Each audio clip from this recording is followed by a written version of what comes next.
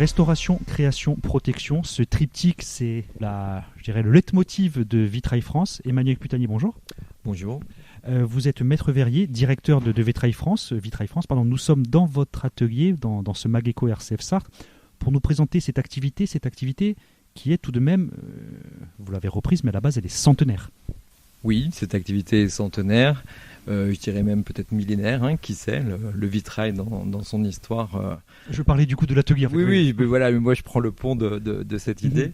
Et l'activité a été réellement créée dans les années 50 par la famille Avis.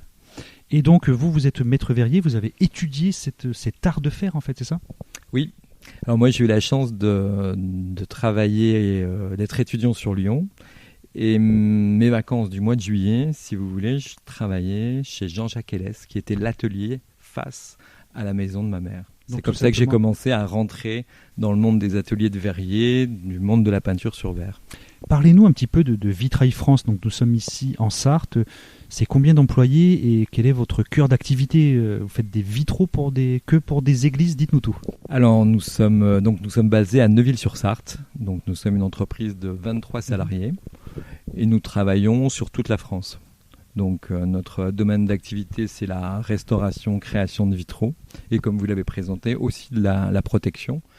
Et nous avons beaucoup œuvré sur Notre-Dame. Nous sommes une des entreprises qui a eu un des plus gros lots en surface sur tout l'ensemble des bas-côtés de la nef de Notre-Dame. C'est vraiment passionnant. Sur Notre-Dame, vous avez restauré combien de vitraux ? Ça vous a pris combien de temps ?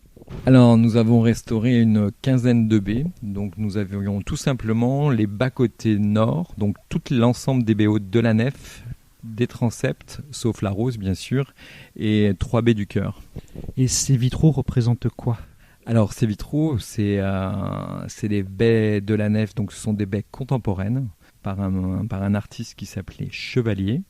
Et pour l'anecdote, c'est le premier projet contemporain en lieu cultuel qui a démarré en 1937. Comment on est contacté par Notre-Dame pour travailler sur les vitraux ? C'est vous qui postulez une sorte d'appel d'offres ou c'est tout simplement on vous contacte parce que Vitrail France a sa réputation, est une entreprise assise ? Écoutez, moi j'étais en vélo un dimanche où on m'a appelé lors du sinistre pour que Vitrail France intervienne au plus rapide, donc en urgence sur la dépose des bas-côtés de la nef. Et donc vous avez travaillé combien de temps ? C'est fini le chantier de Notre-Dame pour votre part, j'entends bien. Alors sur le lieu, sur Notre-Dame, donc nous avons terminé il y a à peu près 2 mois. Donc ça nous a pris à peu près, je dirais, 3 ans d'activité pleine, avec un rythme,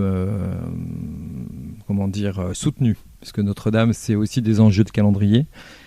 Et aujourd'hui encore, on continue à travailler pour Notre-Dame, parce qu'il existe un lieu qu'on appelle la Cité du Vitrail, qui se trouve à Troyes, et qui a récupéré les 5 projets d'artistes. Comme je vous l'ai dit il y a quelques minutes, Notre-Dame, c'est un symbole dans le monde du vitrail. C'est aussi le premier concours avec 5 artistes qui ont présenté leur travail. Et un seul, bien sûr, a été le lauréat de tout ça. Donc c'est Jacques Chevalier. Mais par contre, les 4 autres projets ont été réalisés en verrière échantillon à l'échelle 1. Ont été récupérés dans les bas-côtés de la cathédrale Notre-Dame et aujourd'hui on a été retenu pour continuer cette aventure donc et de restaurer, de compléter tous ces projets donc de l'entreprise Bonny et de l'artiste Stevens pour nous. Et là, Notre-Dame, effectivement, c'est un chantier qui a marqué tout le monde, mais le reste de vos clients, ils sont que en France, ils sont aussi à l'étranger, c'est que des lieux cultuels. Quels vitraux vous travaillez et pour qui ? Alors non, ce ne sont pas que des lieux cultuels. Donc on a aussi une clientèle de personnes qui aiment le patrimoine. Donc là, pour faire simple, rue de l'Écrevisse au Mans. Donc ce sont des appartements. On peut voir que ce sont des verrières avec des vitraux. On a travaillé il y a quelques années en Tunisie. On a fait à peu près 140 mètres carrés de vitraux sur un lieu public avec un artiste tunisien qui s'appelle toujours d'ailleurs Djemadaoui, donc c'est une calligraphie abstraite, donc c'est comme une tour qui prenait 4 niveaux avec un dôme. On a travaillé en Afrique et Vitrail France a aussi travaillé sur Yamoussoukro. Qui est, rappelez-nous ? la basilique, une basilique en Côte d'Ivoire, qui est une copie Très de connue, Florence. oui. Voilà. Voilà, petite Florence. Voilà. Et Son architecte était Jean-Claude Facoury. combien de personnes ont été mobilisées, je reviens, sur le chantier de Notre-Dame? Alors pour nous, ça a été la moitié de l'atelier sur 2 ans. La moitié, donc c'est une énorme activité, il a fallu peut-être mettre des chantiers de côté. Comment on s'organise? Alors voilà, il a fallu mettre quelques chantiers de côté. Alors, disons que c'est plutôt les clients qui ont eu la bonne volonté de nous donner un peu plus de temps pour réaliser leur projet. Et comment on travaille le verre au quotidien? C'est dur à la radio, mais on va essayer de décrire en gros les ateliers, quelles machines vous utilisez, comment ça se passe en fait?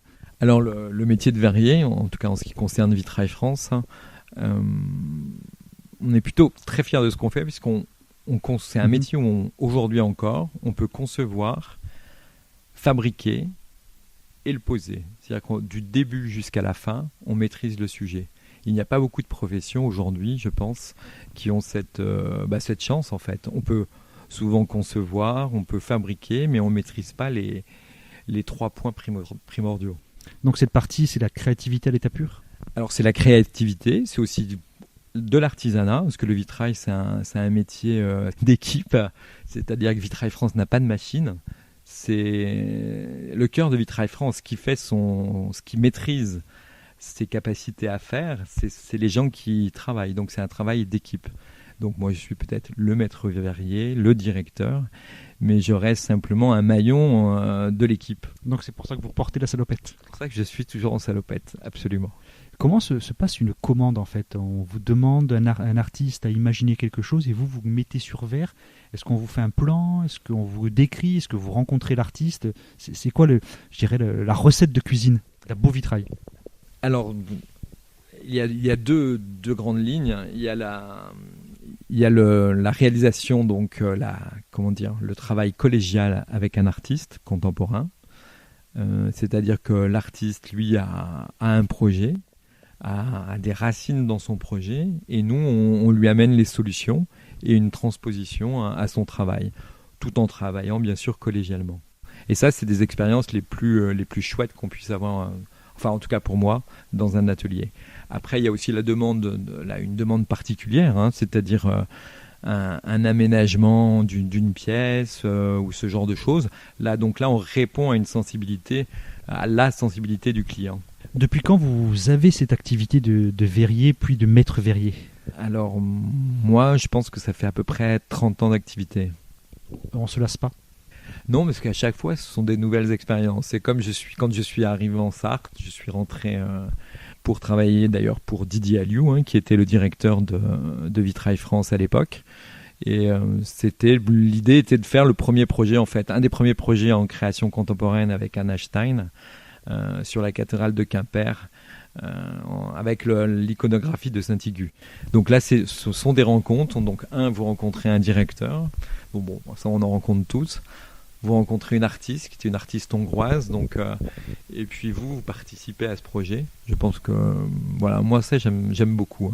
Je pense que c'est une vraie richesse. On n'a pas le temps de s'ennuyer dans votre métier? Non, je ne pense pas qu'on s'ennuie. Après, on est comme dans tous les métiers. Il y a des moments plus durs que d'autres. Mais c'est surtout, je répète, peut-être, c'est vraiment un travail d'équipe. C'est essentiel. À une époque, peut-être qu'on pouvait échanger sur le maître verrier qui maîtrisait absolument tout.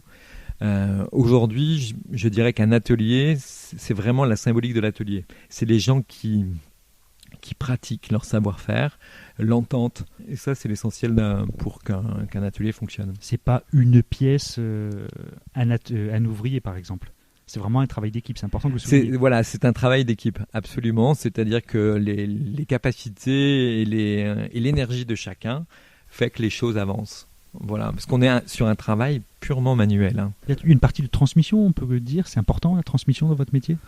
Ah oui, c'est là que ça commence, bien évidemment. Est-ce qu'il y a des apprentis qui viennent? Alors nous, on a deux apprentis, on a Néo et Césarine. Voilà. Puisque, si vous voulez, on est une atelier, on a 20 personnes nous sommes 20 à réellement travailler à produire sur 23. Donc pour encadrer un jeune, je pense que 2 c'est le grand maximum. Ils sont en général, les apprentis sont quel cursus? Il y a des Alors, écoles ou des verriers, comment on apprend comment on transmet cette passion et ce métier? Alors vous avez 3 grandes lignes comme dans tous les métiers de la main, je dirais. Vous avez l'apprentissage. Donc vous-même, vous pouvez arrêter vos fonctions et décider d'apprendre le métier. Donc il y a des jeunes qui commencent plus tôt et ça c'est pas mal. Donc il y a un système de CAP, de BMA, on peut aller jusqu'au master. Et en plus, il y a aussi un programme Erasmus pour tous les apprentis à l'échelle européenne. Et La France a un savoir-faire en matière de vitrail? La France, c'est 70% du patrimoine vitrail d'Europe. C'est énorme. C'est énorme. Et les échanges Erasmus, ils sont avec quel autre pays? Quel autre pays a un peu cette fibre comme la France du beau vitrail? L'Angleterre, mais là, ça va être un peu plus difficile. Pour Erasmus, oui. Ouais, voilà. Curieusement, on a les pays du Nord, Norvège. Vous avez les Norvège et l'Allemagne. Nous sommes cousins. Donc, d'ailleurs, même dans l'éthique de restauration, l'approche, on est très très proche. Et on a l'Espagne. Et d'autres, j'en oublie la Belgique. Enfin bon, voilà, mais les grandes lignes, c'est l'Allemagne, l'Angleterre qui ne fait plus partie de l'Europe, mais voilà, où on est très très proche en culture verrière. Il n'y a pas de difficulté de recrutement, c'est souvent le cas dans les métiers manuels. Ou inversement, peut-être beaucoup de candidats, peu d'élus. On a beaucoup de demandes quand même aujourd'hui, depuis peut-être 10 ans, où on a vraiment un souhait de gens qui ont des profils totalement différents.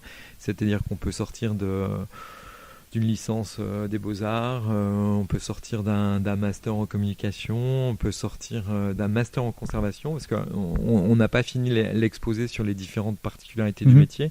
C'est qu'en effet, il y a la formation classique de l'apprentissage, mais il y a aussi le parcours universitaire, c'est-à-dire un master en conservation. Donc en conservation, vous avez aujourd'hui que ce soit des étoffes, des livres, mais on a aussi le verre et le vitrail fait partie en études d'un programme en master conservation. Et vous travaillez actuellement donc sur les chantiers de restauration des vitraux de la cathédrale Saint-Julien-du-Mans? Alors oui, on travaille sur la chapelle d'Ax, la chapelle où on trouve les anges musiciens, où on a réalisé l'ensemble des verrières en fait en double verrière. Et on fait l'ensemble en double verrière, donc c'est une verrière double pot qui est un peu le jumeau de la résille de plomb du vitrail historié.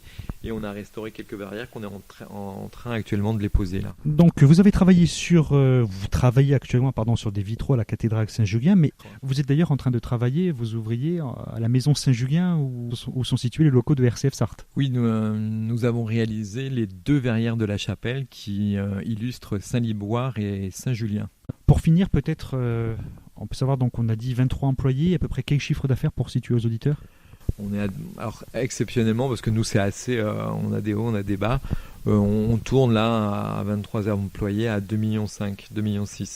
Qu'est-ce qu'on peut souhaiter à un directeur de Vitrail France pour l'avenir? D'avoir toujours de beaux projets et d'avoir toujours une belle équipe, parce que les deux vont pas sans l'autre.